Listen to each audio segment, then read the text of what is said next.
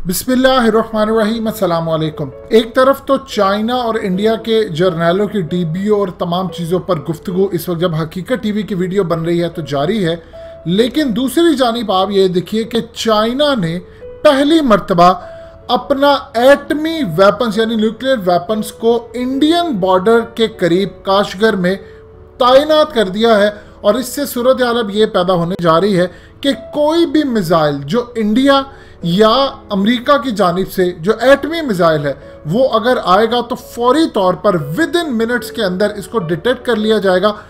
मजीद discuss करने से पहले इस वीडियो को लाइक करें, हकीकत टीवी को सब्सक्राइब करें और बेल आइकन पर ज़रूर क्लिक करें। और चाइना फिर अपने एटमी मिसाइल सिस्टम से उसको तबाह कर सकता है, और चाहे वो फिर बदले में इंडिया पर लॉन्च कर दे, अमेरिका को इसका सबक सिखा दे या कुछ भी कर दे, इस तमाम सूरत हाल के अंदर पूरी तैयारी इस वक्त चाइना ने कर ली है। यहाँ से आप अंदाज़ा कर सकते हैं कि इंडिया और चाइना के दरमियान मामला किस तरफ ख़राब है। देखिए, एक चीज़ आप जहन में रखिएगा, आपको हकीकत टीवी हमेशा एक बात कहता है कि मोदी जैसे जो लोग होते हैं ये होते हैं इंतहा पसंद, और इंतहा पसंद जो लोग होते हैं उनके अंदर कुर्बानी, मरने मारने ये चीज़ें हमेशा से कायम रखती है, क्योंकि उनका मानना होता है डिफरेंट मजहबी बुनियादों पर कि हमारी ये ज़िंदगी के बाद एक अगली ज़िंदगी शुरू होगी। मिसाल के तौर पर अब आप अगर यहूदियों को देखें तो पिछले 2000 साल से वो कोशिश करें कि यहाँ पर थर्ड टेम्पल बने।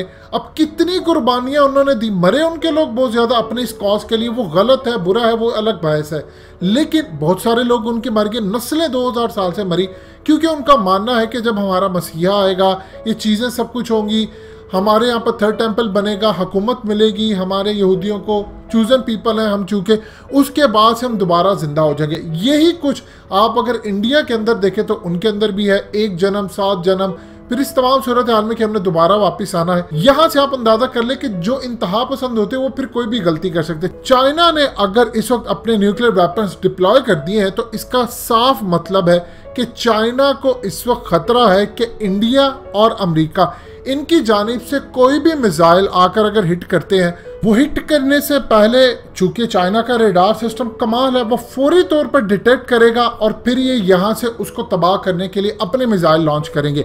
और उसके साथ फिर विद इन मिनट्स के अंदर चाइना इंडिया और यूएस को टारगेट कर सकता है, उनकी लोकेशन पर उनका निशाना होगा, और ये सिर्फ चंद मिनट्स की गेम है।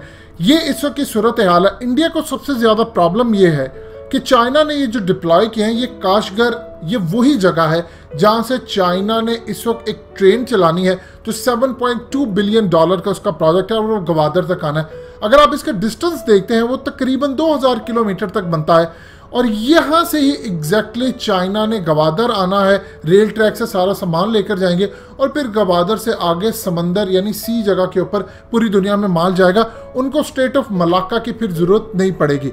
इंडिया को एक चीज़ ये प्रॉब्लम है कि जिस जगह पर पाकिस्तान के साथ मिलकर वो रेल ट्रैक बना रहे हैं, चाइना ने इसको भी सिक्योर कर लिया।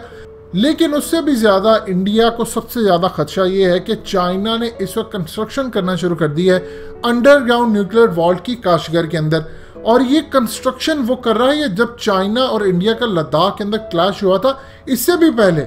यानी आप अंदाज़ा कर ले, उनको पता था कि उसके बाद क्लैश है, लड़ाई होगी इंडिया से, और मज़ीद फ्यूचर के अंदर अभी क्या क्या लड़ाई है, क्या सूरत हाल होगी, उसकी तैयारी करके रखी है। अगर चाइना ये सोचकर के 25 साल मेरे ईरान के साथ क्या ताल्लुकात होंगे, मैं $400 अरब लगाऊंगा, उसके बदले में मुझे क्या कुछ फेस करना पड़ेगा, अगर वो सिर्फ ईरान के साथ 25 साल की तैयारी करके आया है, तो आप यहाँ से अंदाज़ा कर लीजिए कि उसने अपने लिए 50 से 60 साल या 100 साल तक की तैयारी करके रखी होगी।